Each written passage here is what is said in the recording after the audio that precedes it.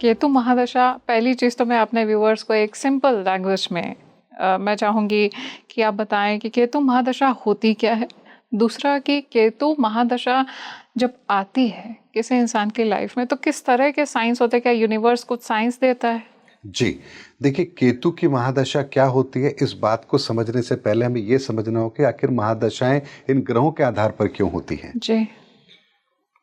इस ब्रह्मांड के निर्माण में जो सबसे पहली ऊर्जा है वो सूर्य की ऊर्जा है, जिसे हम अग्नि कहते हैं, उष्मा कहते हैं, तापमान कहते हैं। जी। इस पहली ऊर्जा के बिना कुछ भी संभव नहीं है। आपके शरीर में पहली ऊर्जा तापमान के रूप में आपका बॉडी टेम्परेचर, आपकी घड़ी चल रही है उसमें एक सेल है, ये धरती काम कर रही है उसके पीछे सूर्य का विज्ञान है। तो पहली ऊर्जा के बिना तो इस संसार में कुछ भी अस्तित्व में हो नहीं सकता। इस पहली ऊर्जा के बाद इसी से दूसरी ऊर्जा का निर्माण होता है, यानी ज्यादा गर्मी तो उष्मा, उष्मा से भाप, भाप पानी बन के आएगा। तो दूसरा तत्व का निर्माण पहले तत्व से ही होता है। सेकंड डायमेंशन के बाद थर्ड डायमेंशन, यानी गर्मी है और पानी है तो प्रकृति अपना रूप लेगी। तो थर्ड डायमेंशन के अंदर ये प्रकृति अपना अस्तित्व लेती है। तो इस तरह से फर्स्ट, सेकंड और थर्ड की ऊर्जा से क्रिएशन की ऊर्जा कहलाती है। और इस ऊर्जा को हमने क्या कहा, ब्रह्मा जी के साथ में जोड़ के देखा, भाई वो सृष्टि के रचयिता हैं। लेकिन अगर इसको साइंस की भाषा में समझेंगे तो आप ये समझेंगे कोई भी पार्टिकल, एटम पार्टिकल तीन ही फॉर्मेशन में आएगा, लिक्विड, एयर एलिमेंट में या सॉलिड में या गैस में। लिक्विड, सॉलिड और गैस, इन तीन के अलावा चौथा उसका रूप नहीं होगा। हमारा सनातन का विज्ञान क्या बताता है, फर्स्ट, सेकंड, थर्ड की एनर्जी से एयर एलिमेंट क्रिएट हो रहा है। तो ब्रह्मा जी को कमल के फूल पर दिखाया गया। फोर्थ, फिफ्थ, सिक्स्थ एनर्जी से जल तत्व की उत्पत्ति हो रही है तो भगवान को क्षीर सागर में दिखाया गया। सेवेंथ, एट्थ, नाइन्थ की एनर्जी से सॉलिड की क्रिएशन हो रही है तो भगवान शिव को हिमालय पर दिखाया गया जो ठोस है। तो इतना बड़ा साइंस है ये जो इतने बेहतर तरीके से काम करता है। लेकिन फर्स्ट, सेकंड और थर्ड डायमेंशन से क्रिएशन है, फोर्थ डायमेंशन में बुद्धि तत्व आता है, यानी ऐसे जीवों का निर्माण जो खुद सोच सकते हैं, निर्णय ले सकते हैं। तो यहाँ सारे जीव आते हैं। फिफ्थ डायमेंशन के अंदर वो व्यक्ति, वो इंसान जिनके अंदर ज्ञान है, हम मनुष्य हैं। इसलिए मैं कहा गया हम पंच तत्वों से मिलकर बने हैं। तो फिफ्थ डायमेंशन के बाद हमारी ये कृति पूरी होती है इंसान की। लेकिन इंसान बना तो उसकी आवश्यकताएं भी होंगी। तो यहाँ सिक्स्थ डायमेंशन भी क्रिएट होता है जिसके अंदर इस संसार के सारे भौतिक संसाधनों की उपलब्धता यहाँ पर रहती है ताकि हमारा जीवन आराम से चल सके। तो फोर्थ, फिफ्थ, सिक्स्थ डायमेंशन को कौन रिप्रेजेंट कर रहा है, भगवान विष्णु। तो इसीलिए कहा गया कि सृष्टि के पालनहार है। और सेवेंथ डायमेंशन में शिव को रखा गया, कहा गया ये सृष्टि के संहारक हैं। तो सिक्स्थ डायमेंशन के बाद सेवेंथ डायमेंशन जिसे हम शनि के रूप में भी देखते हैं। तो यहाँ पर अगर प्रॉपर डिस्ट्रीब्यूशन नहीं है तो शिव फिर अपना कार्य करते हैं उस प्रकृति को बैलेंस करने का। अब 7 ऊर्जाओं से जो कुछ भी निर्मित होगा वो 8th डायमेंशन में जाएगा जिसे हम कहते हैं कर्मों की गठरी। और 8th डायमेंशन को जो रिप्रेजेंट करता है वो करता है राहु। इसलिए राहु कर्मों का फल देगा आपको। लेकिन अब कर्म कर लिया तो उसको सुधारा भी तो जा सकता है। तब यहाँ पर 9th डायमेंशन आता है जिसे हम कहते हैं केतु का डायमेंशन, मुक्ति का दाता। यानी केतु ही है जो आपकी एनर्जी को दोबारा से प्योर फॉर्म में लेकर आ सकता है। और इसे भगवान गणपति ने सिंगल डिजिट 9 के रूप में हमारे सामने रखा।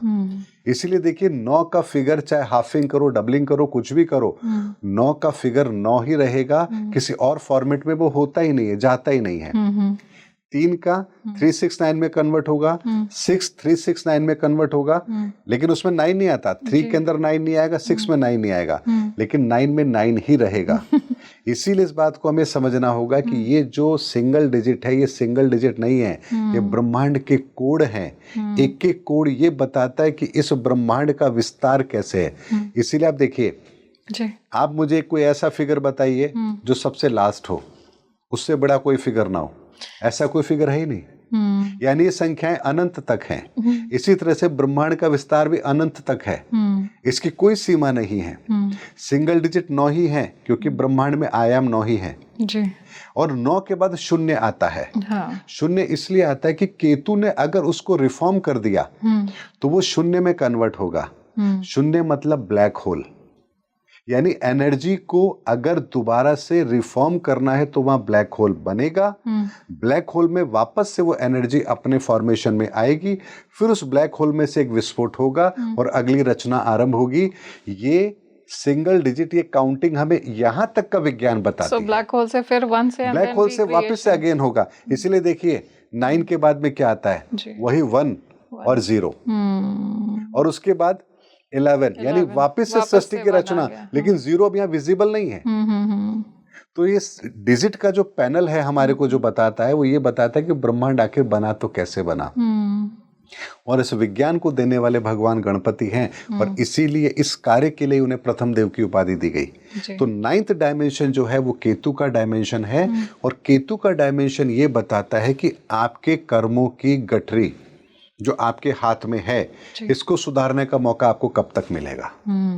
यानी जैसे हमारा ईयर एंडिंग होता है 31 मार्च को, 31 मार्च से पहले उस साल आपने जो कुछ भी लेन देन किया, अगर आप उसको बराबर कर देते तो आपकी बुक्स में एंट्री तो होगी, ट्रांजैक्शन में होगी, लेकिन बैलेंस शीट में वो रिफ्लेक्ट नहीं करेगी। इसी तरह से केतु की महादशा ये बताती है कि केतु की महादशा आपको जब भी आ रही है, उससे पहले पहले आप अपने पिछले कर्मों को सुधार सकते हैं। अच्छा। लेकिन केतु की दशा जिस दिन आपको लग गई, तब आपका वो कर्म लॉक कर दिया जाता है, और अब आपको उसका भुगतान करना होगा, उसका फल भुगतना होगा। तो मतलब ये प्री डिफाइंड रूल है, ये प्री डिफाइंड रूल है। और इसीलिए आप देखिए महादशाएं केतु से शुरू होती है।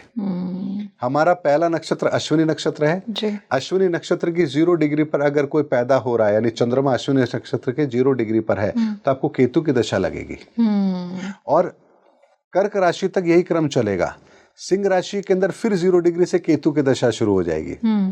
वृश्चिक तक यही क्रम चलेगा। वृश्चिक के बाद धनु में फिर 0 डिग्री से केतु की दशा शुरू होगी, जो मीन तक चलेगी। और यहाँ भी आपके 12 राशि के 3 ही पार्ट हैं। यानी यहाँ भी आपको कर्मों का सिद्धांत 3 तरीके से ही आपको डिसॉल्व करना है जी।